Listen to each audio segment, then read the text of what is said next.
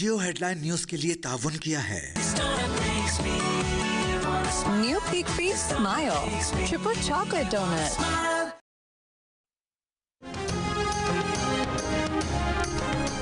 IMF और पाकिस्तान के दरमियान स्टाफ लेवल मुआहिदा तय पा गया। मंजूरी के बाद पाकिस्तान को तौसीई फंड सहूलत के तहत तकरीबन $1 अरब और लचकदार पायदारी सहूलत के तहत $21 करोड़ तक रसाई हासिल होगी। दोनों इंतजामात के तहत मजमूई अदायगियाँ तकरीबन $4.5 अरब तक पहुँच जाएंगी। ट्रंप की जानिब से ईरान की तवानाई तंसीबात पर हमले न करने के ऐलान के बावजूद इसराइल का ईरानी तवानाई तंसीबात पर हमला। बुशहर न्यूक्लियर पावर प्लांट के करीब 10 रोज में तीसरी बार हमला। ईरान ने अक़वाम मुत्तहिदा की आलमी जौहरी तवानाई एजेंसी को आगाह कर दिया। हमले से फाल रिएक्टर को कोई नुकसान नहीं पहुंचा और न ही ताबकारी का इखराज हुआ। IAEA के सरबराह राफेल ग्रोसी ने खबरदार किया है, अगर किसी हमले में न्यूक्लियर रिएक्टर को नुकसान पहुंचा तो ये एक बड़े ताबकारी हादसे का सबब बन सकता है। वज़ीर ख़ारजा अब्बास इराक़ची ने कहा, ईरान इसराइली जराइम की भारी कीमत वसूल करेगा। पासदारान इनकलाब ने भी खबरदार किया है कि खित्ते में सनती तंसीबात को निशाना बनाया जा सकता है।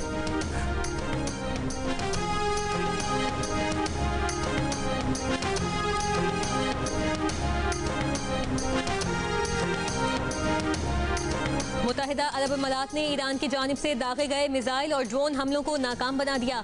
अबूधाबी मीडिया ऑफिस के मुताबिक मिसाइल का मलबा गिरने से अबूधाबी में खलीफा इकनॉमिक जोन के करीब 2 मकामात पर आग भड़क उठी। मलबा गिरने से 5 अफराद जख्मी भी हुए। बहरीन में भी खतरे के सायरन, शहरियों को महफूज मकामात पर मुंतकिल होने की हिदायत। अमरीकी हुकाम के मुताबिक सऊदी अरब में कायम प्रिंस सुल्तान एयरबेस पर ईरानी हमले में 12 अमरीकी फौजी जख्मी हुए। जख्मियों में 2 अहलकारों की हालत तशवीशनाक है।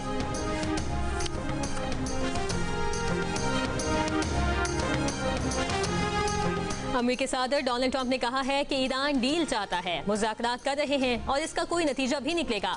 ईरान को आबनाए होर्मुज़ खोलनी पड़ेगी। ईरान अब कभी बहरी जंगी जहाज नहीं बना सकेगा। ईरानी रिजीम के खतरे को खत्म कर रहे हैं। ईरान के पास एटम बम होता तो वो इसराइल के खिलाफ इस्तेमाल कर सकता था। ईरान के पास एटम बम होता तो वो मशरिक़ वस्ता में भी इस्तेमाल कर चुका होता। मियामी में खिताब के दौरान ट्रंप ने कहा कि उन्हें आबनाए होर्मुज़ को खोलना पड़ेगा।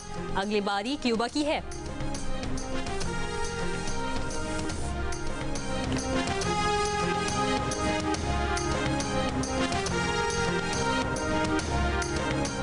अमेरिका में मुत्तहिदा अरब अमारात के सफीर यूसुफ अल उतबीक ने कहा कि ईरान को आलमी मईशत और खित्ते को यरगमाल बनाने की इजाज़त नहीं दी जा सकती। अमरीकी अखबार में शाया मजमून में उन्होंने कहा कि सिर्फ जंगबंदी काफ़ी नहीं, बल्कि ऐसा हतमी हल ज़रूरी है जो ईरान के तमाम खतरात का अहाता करे। इनमें जौहरी प्रोग्राम, मिसाइल, ड्रोन्स और प्रॉक्सी नेटवर्क शामिल हैं।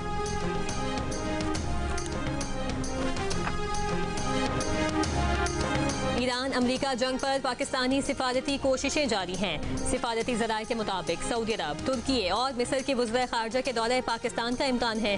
तुर्क वज़ीर ख़ारजा हाकान फिदान ने कहा कि इब्तदाई तौर पर वो ये मीटिंग तुर्की में करने के ख़्वाह थे, लेकिन पाकिस्तानी भाई को मुल्क में ही रुकना था, इसीलिए मीटिंग पाकिस्तान में रखी। ये मीटिंग इस हफ्ते के आखिर में पाकिस्तान में हो सकती है। अगर अमेरिका ईरान के साथ मुज़ाकरात को मुमकिन बनाता है या किसी मुआहदे पर पहुंचता है तो उसे इसराइल पर असर रसूख डालने के लिए भी तैयार रहना होगा।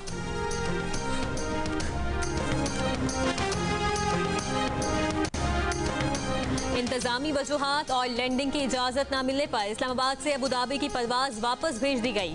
तर्जुमान का कहना है कि तैयारा अबूधाबी लैंडिंग अप्रोच पर था, रनवे बंद मिलने की इत्तला मिली। पार्किंग न होने पर तैयारे को मस्कत एयरपोर्ट पर भी लैंडिंग न मिली। निजी एयरलाइन का तैयारा वतन वापस आ गया। कराची एयरपोर्ट पर लैंडिंग। एयरपोर्ट जराये का कहना है कि अबूधाबी एयरपोर्ट का रनवे परवाजों के लिए खोल दिया गया है। मुत्तहिदा अरब अमारात के मुख्तलिफ शहरों में गरज चमक के साथ तूफानी बारिश। रियासत शारजा में बारिश से सबसे ज्यादा मुतासिर हुई। मुख्तलिफ इलाकों में सैलाबी सूरत हाल। सड़कों पर खड़ी गाड़ियां पानी में डूब गईं। दुबई एयरपोर्ट के अतराफ और कई अहम सड़कों पर पानी खड़ा होने से ट्रैफिक की रवानी मुतासिर। महकमा मौसमियात की मजीद बारिश की पेशगोई।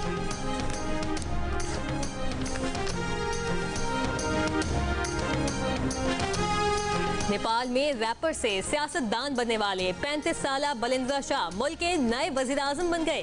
गैर मुल्की न्यूज एजेंसी के मुताबिक बलिंद्रा शाह ने बदउनवानी के खिलाफ Dunk your chicken in that sauce, some shredded cabbage, and some of that sriracha mayo.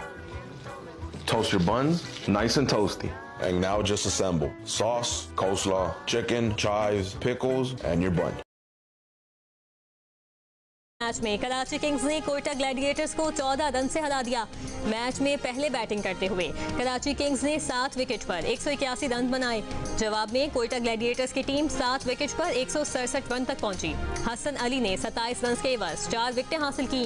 आज 2 मैच खेले जाएंगे। पहला मैच पेशावर ज़ल्मी और रावलपिंडी के दरमियान दोपहर 2:30 बजे शुरू होगा।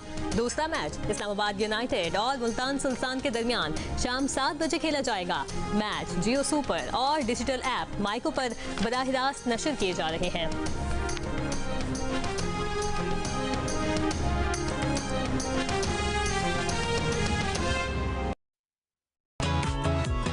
Give me a smile, carefree smile, real smile.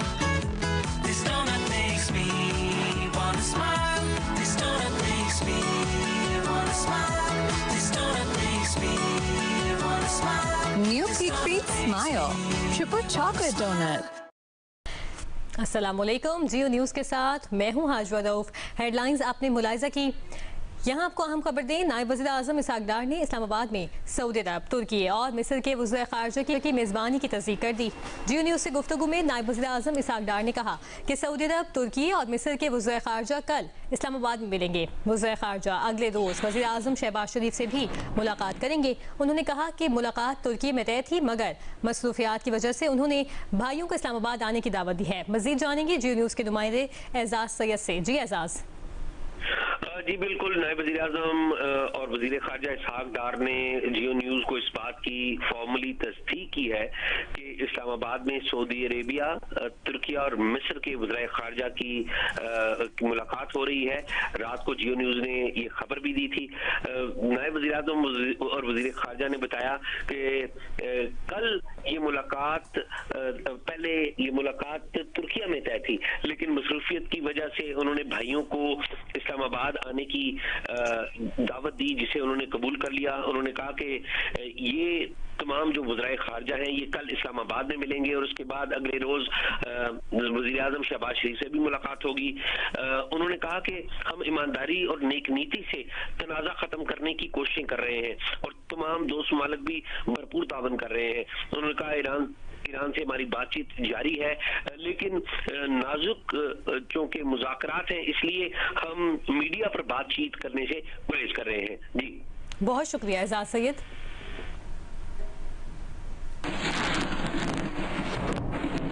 यहाँ वक्त हुआ है एक मुख्तसर ब्रेक का।